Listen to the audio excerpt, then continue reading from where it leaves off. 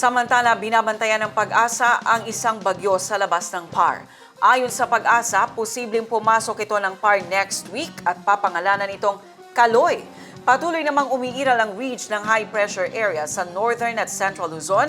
Dala pa rin ng mainit at maalinsangang panahon at mababang tsansa ng pag-ulan.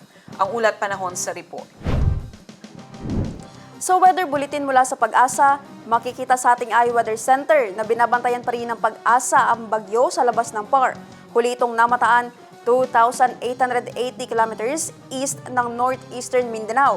Taglay ang lakas ng hangin na 55 kilometers per hour at pagbugso na 70 kilometers per hour.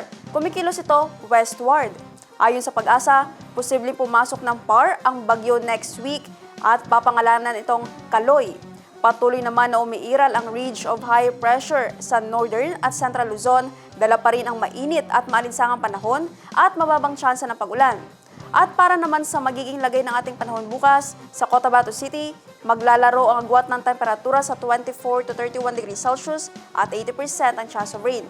Sa Maguindanao, papalo ang agwat ng temperatura sa 23 to 33 degrees Celsius at 70% ang chance ng pag-ulan.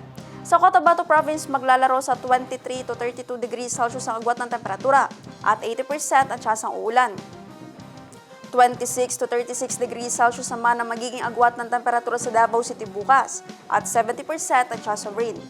Sa Cagayan de Oro City, papalo sa 25 to 31 degrees Celsius ang agwat ng temperatura at 40% ang tsansa ng pag-ulan. 24 to 33 degrees Celsius naman ang inaasang magiging agwat ng temperatura sa Zamboanga City bukas at 40% ang tsansa ng ulan. Ang Lanao del Norte ay papalo bukas sa 22 to 29 degrees Celsius ang agwat ng temperatura at nasa 100% ang tsansa ng pag-ulan. Sa Lanao del Sur naman ay makakaranas ng 18 to 25 degrees Celsius ang agwat ng temperatura at nasa 90% ang chance of rain. Ang araw ay sumikat kaninang 5:47 ng umaga at lumubog ng 6:09 ng gabi. At yan ang latest mula sa ating iWeather Center. Naphtali Velarde, iMinds, Philippines.